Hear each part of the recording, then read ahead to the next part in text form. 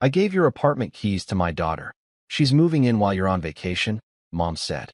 I'd been gone 4 days of a 10-day trip. Sister had changed my locks. Put her furniture in. Dad, you're never there anyway, Cher. I didn't cut the trip short. I called my landlord from Greece. 10 minutes later, my phone started blowing up. The moment my mom said, I gave your apartment keys to your sister. She's moving in while you're on vacation. I knew something inside me had finally gone quiet. Not anger, not panic, just clarity. It was 8:47 p.m. in Santorini. I was standing on a balcony with my wife, Kara, our son asleep behind us, and the Aegean doing its whole postcard thing. Blue water, white walls, people laughing like life was easy. The air smelled like salt and sunscreen. Somewhere below us, a scooter coughed its way up a hill. My mom's voice didn't sound like a request. It sounded like a decision. She needs stability, she added, like that ended the discussion. Kara watched my face change. My throat tightened. My fingertips went numb around the phone. I felt that weird, familiar pressure in my chest, the one I get when I realize I'm about to be reasonable again, even when nobody else is. In the background, I heard my dad. You're never there anyway. Cher. I stared at the horizon and realized they weren't asking anymore. They were taking. Okay, I said, calm enough to surprise myself. Then I did something none of them expected. I didn't argue. I called my landlord. My name is Benjamin. I'm 39 years old. I work as an accountant for a regional grocery store chain, 47 locations across 3 states. Most people in my family think I'm an actor. That's the label they've kept on me since my early 20s, like it's my permanent personality. The unreliable one. The creative one. The one who will figure it out someday. What they don't know is that I'm the guy who signs off on budgets bigger than their entire neighborhood. My base salary is $142,000, plus a 12% bonus when we hit targets. And because life is weird, I still do occasional acting work, commercials, voiceovers. Nothing glamorous. But it adds another $18,000 to $25,000 a year. I stopped correcting them a long time ago. Because the moment they thought I was doing well, the requests stopped being small. They turned into plans. Plans that somehow always involved my money, my time, or my space. Like this one. I was the middle kid. My sister Danielle is younger by 3 years, and she's been the family's soft spot since the day she was born. If Danielle cried, everyone moved. If I struggled, I was told to toughen up. Growing up, it sounded like this. Danielle, I'm stressed. Mom, you poor thing. Sit down. I'll handle it. Me, I need help with tuition paperwork. Dad, you're smart. Figure it out. Danielle was the one with a big heart. I was the one who's good with numbers. That sounds like a compliment until you realize what it meant in practice. It meant I became the family's unpaid customer support line. When Danielle got her first apartment and didn't understand the lease, I read it. When she got her first credit card and accidentally maxed it out, I paid it down so her interest wouldn't bury her. When she had her first baby and said, I can't do this, I showed up with diapers, formula, and a $600 grocery gift card. And every time I tried to set a limit, my mom would smile like she was soothing a child. Benjamin, she'd say, family helps family. That phrase has been used on me like a crowbar. I didn't always roll over, though. I just learned to say no quietly. And I learned something else. If my family thought I had money, they treated it like community property. So I let them keep their story. Benjamin the actor. Benjamin the dreamer. Benjamin the one who doesn't have anything stable. It kept me safer. Or I thought it did. Kara noticed it before I did. We'd been married 6 years. She's the kind of woman who can read a room the way I read a spreadsheet. She doesn't interrupt. She just watches, remembers, and calls things by their real names. The first time she met my parents, my mom hugged her and said, "Thank you for loving him. He needs someone steady." Kara smiled politely, then whispered to me later, "Your mom talks about you like you're a project." I laughed it off. Then, after Danielle's third emergency, Kara said, "Ben, I'm not saying don't help. I'm saying they're getting comfortable with you being the solution." I said the line I always said. She's family. Kara looked at me and said, "So are you." That stuck, but not enough. Not yet. Danielle's life was always one small step away from falling apart. She was charming, funny, the kind of person who could make strangers like her in 30 seconds. But behind that charm, there was a pattern. A job that wasn't a good fit. A boss who had it out for her. A friend who betrayed her. A landlord who was unfair. A boyfriend who promised he'd change. Right before our Greece trip, she'd been between places. That's how she said it. Not evicted. Not late on rent. Not ignored warnings. Between places. Mom called me 2 weeks before the flight. Danielle might need to stay with you for a bit, she said. I was in my kitchen, staring at my laptop. Kara was packing snacks for our son in the other room. My calendar was open with every bill and auto payment mapped out, because that's who I am. It calms me down to see numbers behave. How long is a bit? I asked. Oh, honey, Mom said, like I was being dramatic. Just until she gets settled. Settled where? Silence. Then, you have a second bedroom. I did. And that second bedroom was our kids' room. The trip to Greece was the first vacation Kara and I had taken in 3 years that didn't involve a family obligation or someone else's crisis. I'm not doing that, I said. Mom's tone cooled instantly. So you're turning your back on your sister. I'm protecting my family, I said. My dad got on the line. He does that when Mom wants backup. You're being selfish, he said. Your sister needs help. Kara stood in the doorway, arms crossed, quiet. I kept my voice steady. We're leaving the country. There's no way I'm handing my keys to anyone. Mom sighed like she was disappointed in me as a human. Fine. Then she said, we'll figure it out. I believed her. That was my mistake. Because I forgot something important. My mom's version of figuring it out has always meant deciding for me and calling it love. For days into the trip, we were at a small restaurant near the water. The bill for the 3 of us came to €84, grilled fish, salad, and something Kara insisted was the best lemon dessert on earth. Our son was half asleep in my lap. Kara was smiling. I remember thinking, maybe we're finally okay. Then my phone buzzed. Mom's name. I almost didn't answer. I did anyway. That's how conditioning works. Benjamin, she said, too cheerful. Don't panic. My stomach dropped. I have learned that phrase means, we already did the thing. What happened? I asked. Well, she said, I gave your apartment keys to Danielle. I sat up straighter. Kara's smile faded. You did what? She's moving in while you're on vacation, Mom said, like she was describing borrowing a sweater. I felt heat rush up my neck. My heart started doing that fast, shallow thing. My hands went cold. You had my keys? I asked. I've always had a spare, she said. For emergencies. That spare key story had history. Years ago, when my old lock jammed and I was locked out, my mom helped me get in. She'd kept a copy just in case. I never took it back because it felt petty at the time. Like I was accusing her of something she'd never do. Now I realized I wasn't petty back then. I was naive. This is not an emergency, I said. Mom didn't even pause. She needed a place. You're never there anyway. In the background, I heard a voice, Danielle's, laughing. Then Dad's voice, louder, Cher. You're gone. What's the problem? Kara leaned in, quietly. Ben. Don't argue. Fix it. I swallowed. My mouth tasted metallic. Okay, I said. Mom sounded relieved. See? I knew you'd understand. I didn't correct her. I didn't raise my voice.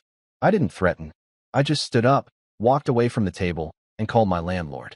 My landlord's name is Mr. Haskins. 60-something. Retired firefighter. Owns 3 small buildings. Not a corporate guy. He likes things simple and legal. He answered on the second ring. Ben? Everything okay? No, I said. Someone broke into my apartment. There was a beat of silence. What do you mean? My mom gave my spare keys to my sister. She changed the locks and moved furniture in. What? His voice sharpened immediately. You didn't authorize that? No. All right, he said. Text me. Now. I need the details. I sent him a short message. Unauthorized entry. No permission. I'm out of the country. Please secure unit. He called me back within 2 minutes. I'm heading over, he said. If she changed the locks, that's illegal. I'm calling the locksmith and the police. My chest loosened slightly. Kara watched me like she was watching someone come back to life. Do it, I said. And I'll pay whatever it costs. You pay rent on time, he said. This isn't your fault. I hung up and immediately got 3 calls from my mom. I didn't answer. My phone started lighting up like a slot machine. Danielle, where are you? Danielle, he's trying to kick me out. Mom, answer me. Dad, don't make this ugly. Mom, your sister has children. Dad, you're embarrassing the family. Kara reached for my hand. What did you do? I called Haskins, I said. He's going to the apartment. Kara nodded once. Good. I stared at the table we'd left behind, our food cooling, the ocean still there like nothing happened. And I realized something. For the first time in my life, I wasn't negotiating. I was acting. 10 minutes later, my phone rang again. Mr. Haskins. I answered immediately. His voice was low and controlled. I'm here, he said. Your sister is inside. She's yelling that she lives here now. Kara's jaw tightened.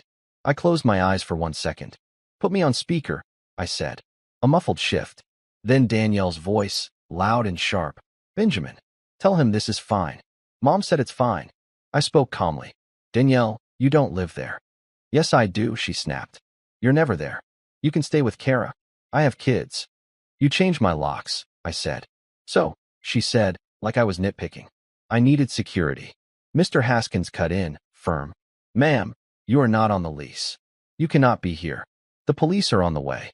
Danielle went from angry to wounded in 2 seconds. This is what you're doing, she cried. To your own sister? While I'm struggling. I didn't match her emotion. I didn't rise to it. I didn't put you in this position, I said. And you don't fix it by taking my home. Then I heard another voice, my mom, breathless. Benjamin, stop. Stop right now. We'll talk when you get back. I felt something settle inside me, heavy and final. We're talking now, I said. Danielle is leaving. Dad's voice cut through. You're being cruel. It was always that word. Not we crossed a line.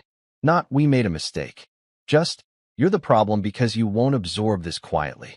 I said, I'm being clear. Then I did the one thing they never expected from me. I ended the call. 20 minutes later, Mr. Haskins texted me. Police escorted her out. Locksmith changed the locks.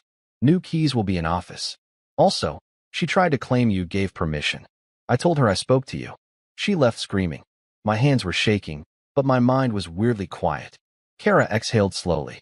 They really did it. Yeah, I said. They really did. Then I got a voicemail from my dad. I listened to it once. His voice was cold. If you press this, you're not welcome at our house anymore. It hit me like a familiar slap. Not the threat. The assumption. The assumption that I would fold. Kara sat beside me on the hotel bed, our son asleep between us. You know, she said softly, you don't have to keep auditioning for a role they never cast you in. I stared at the wall. I don't think I can go back to normal, I said. Kara nodded. Good. When we landed back home 6 days later, we didn't go to my parents' house. We went straight to Mr. Haskins' office. He handed me 2 new keys and a printed report. I documented everything, he said. Dates, times, police incident number, locksmith invoice. Your unit is secure. How much do I owe you? I asked. He waved me off. Just keep paying rent like you do. Then he paused and looked at me like an older brother. Ben, he said, you know this doesn't stop unless you stop it. I nodded. I know. Kara squeezed my arm. We drove to the apartment. The locks were new. The doormat Danielle brought, some cheesy bless this mess thing, was gone. Inside, a few things were out of place. A picture frame turned face down. A cabinet door slightly ajar. My spare set of sheets missing. Nothing huge, but enough to make my skin crawl. Like my privacy had fingerprints on it. Kara walked through each room like she was clearing a crime scene from her life. This is the line, she said quietly. This is where it changes. I went into the kitchen and opened the drawer where I kept important papers. My passport copies. Our son's birth certificate. Lease documents. All still there. They hadn't taken my identity. They just tried to take my space. Which, honestly, was almost worse. Because it meant they thought they had the right. That night, my mom showed up at my door. No call. No text. Just a knock like she owned the hallway. I didn't open it. I stood behind the door and listened. Benjamin, she said, sweet as sugar. We need to talk. Kara stood beside me, silent. I said through the door, send a text. We'll talk later. Mom's tone changed instantly. Don't be dramatic. Danielle is crying. The kids are confused. You embarrassed her. There it was. Not you scared us. Not we crossed a line. Just, you made her feel something unpleasant. I kept my voice even. Danielle embarrassed herself. Mom snapped. How dare you? I almost laughed again. How dare I what? I asked. Protect my home? You called the police on family, she hissed. I called my landlord, I said. The police came because she broke in. Mom went quiet for a second, then tried a softer voice. Ben, she said, you know your sister. She's sensitive. She didn't mean harm. Kara's hand found mine. I felt my pulse in my fingertips. Mom, I said, you gave someone my keys without asking me. That's not sensitivity. That's entitlement. Mom's voice hardened. So what now? You're going to punish her. I didn't take the bait. I'm going to protect my family, I said. Good night. Then I walked away from the door, and I let her stand there, knocking into silence. Over the next week, the calls came in waves. My aunt, your mother is devastated. My cousin, Danielle, is telling everyone you left her and the kids on the street. My dad, this isn't you. Someone's gotten into your head. That one almost made me smile. Because yes, someone had gotten into my head. It was me. The version of me that had been buried under years of be the bigger person. Danielle also sent voice notes from different numbers. I didn't play them. I didn't need the emotional soundtrack. I already knew the plot. Tears, blame, then anger. Kara and I had one hard conversation with our son, even though he was young. We kept it simple. Some grown-ups don't follow house rules, Kara told him. So we're making new rules to keep our home safe. He nodded like that made perfect sense. Kids understand boundaries faster than adults do.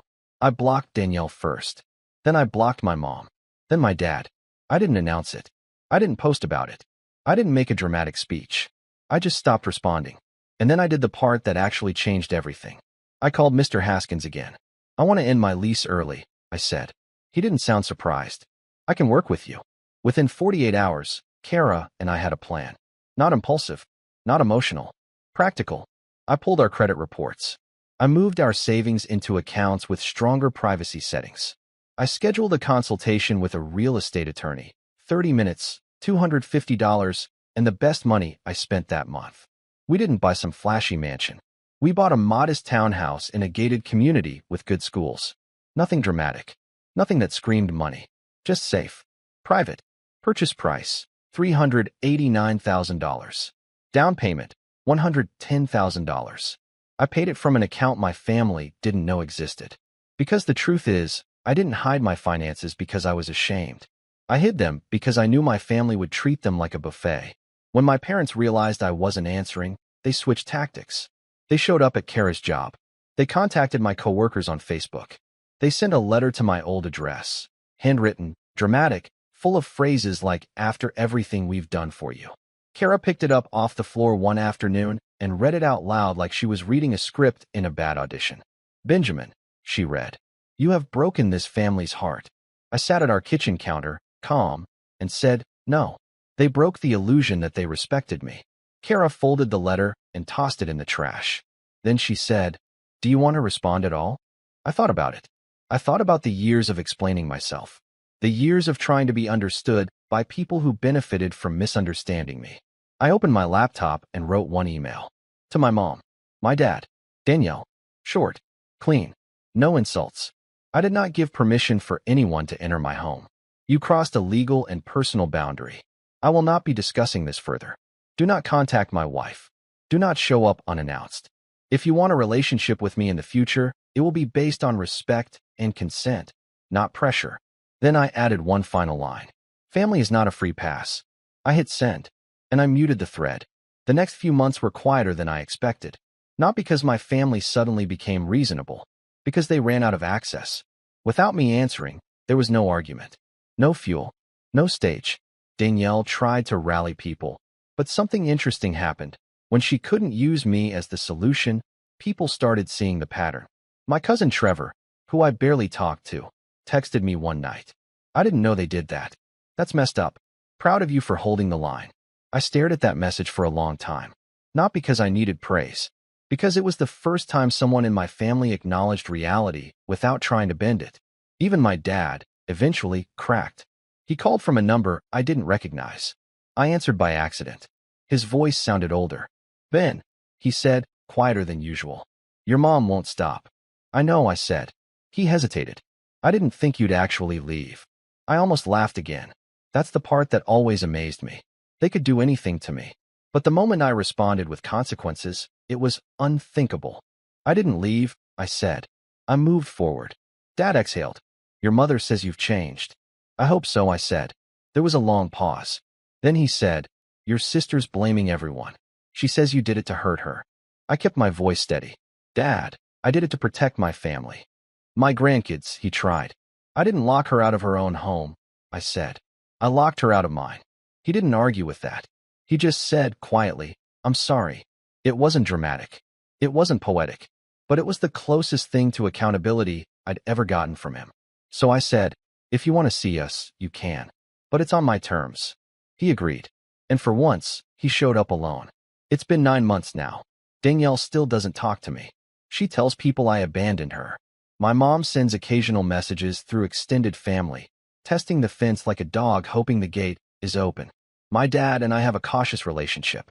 He comes over. He plays with my son. He doesn't bring up Danielle. He doesn't bring up my mom's opinion of me. And I don't pretend we're closer than we are. Kara and I sleep better. My phone doesn't make my stomach drop anymore. And the wildest part? I don't feel guilty. Not because I stopped loving them, but because I finally stopped confusing love with surrender. My grandfather used to say, if someone keeps stepping on your foot, don't argue about their intentions. Move your foot. That's what I did. I moved my life.